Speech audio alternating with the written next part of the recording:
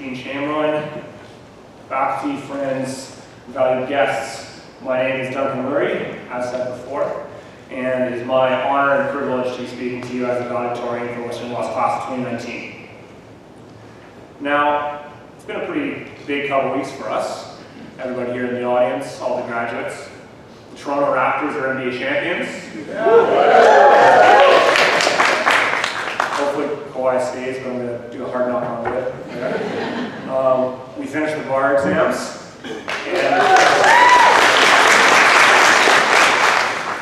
and as of today, by the end of today, we'll be law school graduates. So it's been a pretty big week for all of us. Now I'm going to give you guys two big warnings before I really get into it here. First, I found myself feeling pretty emotional today. It's a big day for all of us here, all the graduates. I know that our guests figured that they would be coming here today, watching all of us walk across the stage, seeing some people win some awards, hearing some speeches. The thing that you didn't know is that you would also have the opportunity to watch a grown man cry on stage. Not something you get to do every day either. And my second warning to you is that this won't be your typical graduation day speech. I tell you this because over the past couple weeks I've become somewhat of an expert on valedictory speeches. And by that I mean I meant that I spent a stupid amount of time on YouTube watching old ones. And typically the speaker goes by the same blueprint each time. He goes back to the first day of 1L and tracks how we got from then to now. Then the speaker moves on to consider how our law school experience might inform our future as lawyers or our future in other walks of life. Now, I'd be lying to you if I said that I'd be deviating from that blueprint entirely today. You know what they say, the old adage is that if it ain't broke, don't fix it. But I thought long and hard about the purpose of a speech like this and the opportunity that it gives the person who's giving it. Some might argue that it's meant to look back on our law school time, to have a few laughs and leave everyone with a good feeling as they leave campus for what might be the last time today. Other people would argue that the purpose is to impart some lesson on the graduating class, to draw out some virtue that we can use to look forward. And some particular talented individual might be able to pull all that stuff together, but unfortunately, if you're looking for that, you elected the wrong guy. Instead, after some thought, I realized that the speech provides a member of the graduating class with an opportunity to thank all the people who helped make this possible for us. And even though our parents encouraged us to be upstanding, law-abiding, polite citizens, we likely still don't say thank you enough. And so with that in mind, there are some people who I need to thank on behalf of the graduating class. And I will say that Dean Chamberlain unfortunately stole some of my material in this regard, so you guys are going to have to be patient with me. But first I'd like to acknowledge the fact that we're convocating on June 21st rather than June 14th. For those who are unaware, the original date for the ceremony was a week ago, as Dean Chamberlain said, which would have been 4 days before the Ontario Solicitor's examination. And I'll give you the perspective of a student on this. Had we held the ceremony a week ago, it would probably have been very different in some easily predictable ways. You'll see that the room is pretty much full right now. Had we had it then, I bet you would be about half full. The graduates who did choose to attend will be tapping their feet, tuning me out, and getting ready to head back to their study lair. And I'd spend this speech saying jokes, starting like, the thing about Rule 49 off the cell is, and I thought about how to write that joke. You can't. You literally cannot write a joke about Rule 49 off the cell, or basically anything else in law. All in all, today's celebrations likely wouldn't really feel like celebrations at all. However, because of the tireless work of the Western Student Legal Society, led by President Shane Friedman, in conjunction with Western Law's administration, we were able to get the date moved to today. So everybody gets to celebrate and enjoy their graduation day with their friends and family, unencumbered by thoughts of unregistered hydro easements, estate conveyancing, or whether or not to employ a tickler system to achieve optimal flow. So I'd like to extend a sincere thank you to the Western Student Legal Society, President Friedman, and Dean Chamberlain, and the Western Law Administration. Second, I'd like to give both thanks and congratulations to all the parents and family members who've come today and those who are unable to attend as well. Thank you for providing whatever we needed, whenever we needed it throughout these past 3 years. Be it a sounding board, a shoulder to cry on, or some money when we were running out of Twisted Teas around the house. For many of us, the end of law school marks the end of our academic careers. You have been there with us from the very beginning. And that's not just the beginning of law school, or the beginning of undergrad, or when we go to our LSAT. That's my mom whose phone's going off. You haven't been there just from that moment. You've been there from the first time we strapped on our backpacks and walked up onto the yellow school bus. You've been there for all the moments, big and small. Science projects, school plays, exams, the LSAT, and to top it off, you've chosen to attend roughly a 9-hour graduation ceremony. That's very brave of you. It's been quite the journey, and we would not have been able to make it this far without you. So, all the graduates, let's give a round of applause to our parents.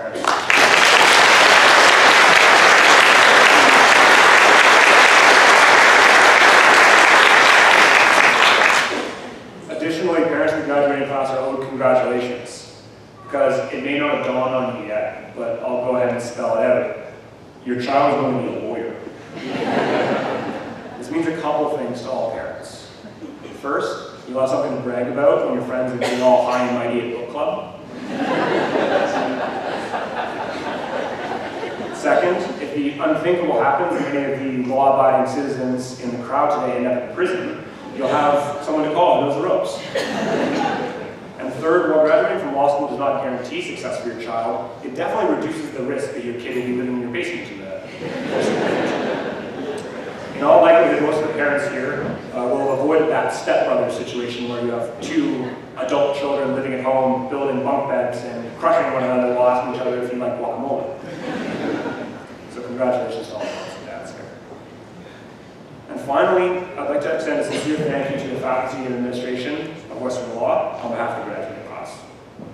Now, because of my particular circumstances, I've gained a greater appreciation for what our professors go through on a day-to-day basis. And I'll explain to you why. During this past exam period in April, I had the opportunity to partake in a peer tutoring program where 3Ls would go back and tutor 1Ls in certain courses. It was organized by Anna Toth and Western Law's SLS, and it was an incredible program. Now, each person I dealt with through that program was lovely. They were thoughtful, they were curious, and they just desperately wanted to learn. However, I learned the hard way that teaching legal concepts to a bunch of argumentative, intelligent folks is difficult. It's made even harder when people you're teaching have always been at the top of their class, which is the case for everybody in this room today. And it's even harder to teach those people when they're running on only 2 hours of sleep, 3 Red Bulls, and a handful of trail mix, which is about December and April for us. Now, I shouldn't be complaining. You guys can go ahead and cry me a river. I taught these people for a couple hours a week for a couple weeks. Meanwhile, Western Law's faculty does it every day. And they deal with a new group of us every year, putting up with frantic emails asking when grades will be posted, or whether a deadline can be pushed, or complaining about how Exemplify no longer works on Macs, or no longer works on PCs, or no longer works on Macs. But in all seriousness, the faculty and administration at the school do have a thankless job, and they spend a significant chunk of their time and effort to make sure that we have what we need every day. Each member of the graduating class has had the opportunity to work with fantastic professors, and you guys have imparted lasting lessons on everybody who walks through these doors. So thank you for helping us through the good times like that.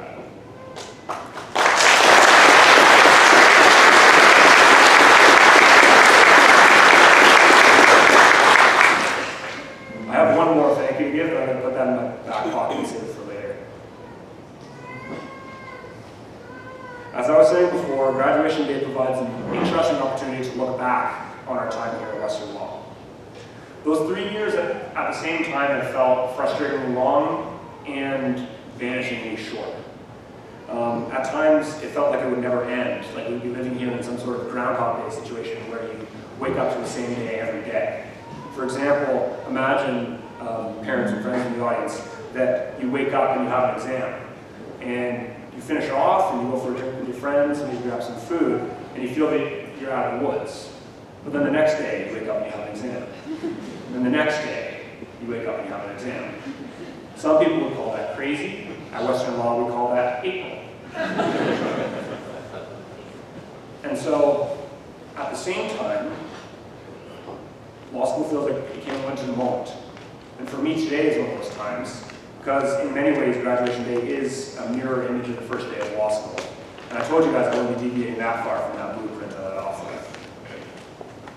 On our first day of 1L, we each woke up early. We put on a suit that made us look like a member of the Addams family. And we made our way down to Somerville House to hear about how impressive all our classmates were. Our class was the first to go through an induction ceremony, as Dean Chamberlain told us, where we sat in this very room, and we heard about how our class was made up of incredibly accomplished individuals. We had professional athletes, entrepreneurs, acclaimed musicians, astronauts, Nobel laureates, citizens of Canada, and Harvard graduate. Now, in case you weren't aware, I made up most of those, except for our one graduate of that school in Boston. But either way, my point remains the same. That first day is very intimidating. We heard speeches from the Honorable Justice Eileen Gleese of the Court of Appeal for Ontario, from Associate Dean Chamberlain, as she then was, and from Mr. Michael Lerner of Venture Law Society. As I prepared this speech, I thought it would be useful to go back to that day and remember something particularly poignant we heard. Something that, when viewed in hindsight, was the silver bullet that explained our law school experience, and maybe could be twisted around to inform our future as well. And while I do remember that we're not supposed to jaywalk, and I do remember that we need to live our lives in an ethical way, and I mean this with all due respect to Jim, I don't remember a single thing from that induction ceremony. I could not tell you anything that's happened. I spent a lot of time thinking about it. There's no chance. And that's not because those speeches weren't filled with insights and thoughts that would, prove themselves true over and over again while we did Western. Indeed, I'm certain that they were. However, I remember nothing from that ceremony because I spent the first day of 1L thinking that I was only in that room attending law school because of an elaborate administrative error which had allowed me to get in. There was no way that, in my mind, I actually got into law school on my own merits.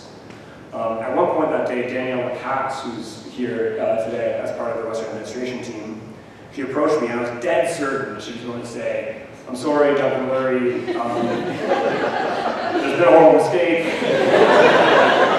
You meant to send your acceptance letter to Doug Lurie. This happens all the time, so you never." She was really coming over just to confirm how to pronounce my last name. But I was certain that I could not have gone in. And it wasn't until later on that I realized that everybody else in that room had the same fears. Despite all of the impressive resumes, we all felt like imposters sitting here in that room. And we spent all of 1L feeling like that. We submitted all IELTS assignments, but passed, often only by the slimmest of margins, according to our TAs. We walked into property law class only to be immediately dismissed when we had no questions about property things. From the first case brief that we wrote for our legal writing class, through our midterm exams, through January term, through final exams, we all felt as though we were just stumbling through the dark. But a funny thing happens when 178 people stumble through the dark together. Eventually, you grab onto one another, you steady yourself, and you put one foot in front of the other, and you inch toward the finish line. And if you feel the person beside you falter, it was your job to grab that person, pick them up, and make sure they got to the end. And it was their job to do the same thing for you.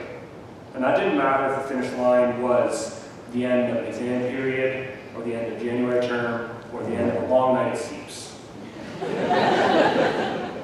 By the end of 1L, I didn't know many things. I still don't know many things.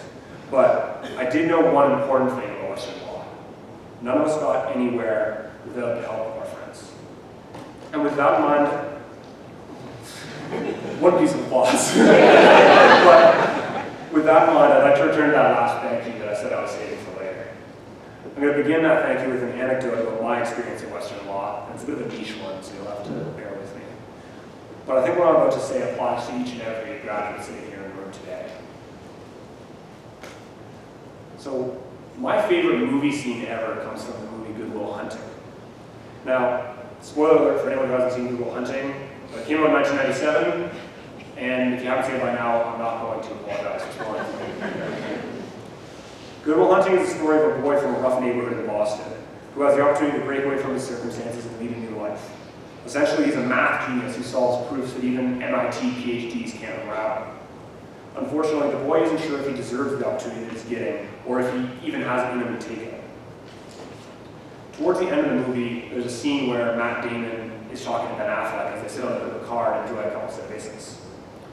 Damon, who plays the math genius, essentially says to Affleck that he wants to stay in the neighborhood with his friends, that he'll be turning down the opportunity of a lifetime. And Affleck responds with the following line, which I'll read to you now. Every day I come by your house and I pick you up. And we go out and we have a few drinks and a few laughs, and it's great. But you know what the best part of my day is? It's for about 10 seconds from when I pull up to the curb to when I get to your door. Because I think I'll get up there and I'll knock on your door and you won't be there. No goodbye, no see you later, no nothing. I don't know much, but I don't know. I don't know much, but I know that. Essentially, he's saying that one day he hopes he'll walk up to the door and his friend will have left for greener pastures, and he'll be happy about that. Now, I didn't read you guys that line to tell you a story about seizing opportunities, or about moving up in the world, or about wishing for better things for your friends, even though I'm sure that those things are relevant to our experience from law school and our experience going forward. At the end of the day, this isn't that kind of grad speech. Instead, this is a roundabout way to let me tell you what the best part of my day has been for the past 3 years. For as long as I've been in Western law, the best part of my day has been for about 10 seconds from when I pull up to the curb out of my hall to when I walk into chambers. During that 10 seconds, I don't know exactly who I'll see once I arrive. However, I can guarantee you that I'll walk into our school, I'll see one of you guys, and that'll make my day a little bit better. And those little things are what you need to help you overcome the challenges that law school throws in your way. I think I speak for the whole graduating class when I say that those moments and those people are what I'll miss most about this place when I'm gone. It's obviously a cliche, but the great thing about Western law is the people. It's the thing that differentiates us from all the other law schools, and it's a big reason why a lot of us came here in the first place. If you take all the people out of it, that building across the street is just another building.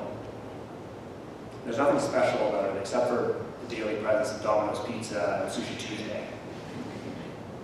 Those two are my favorites, at least. Otherwise, that building is the same as that of any other law school.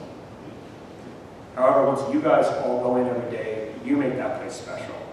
Getting to know all of you over the past 3 years has been an honor and a privilege.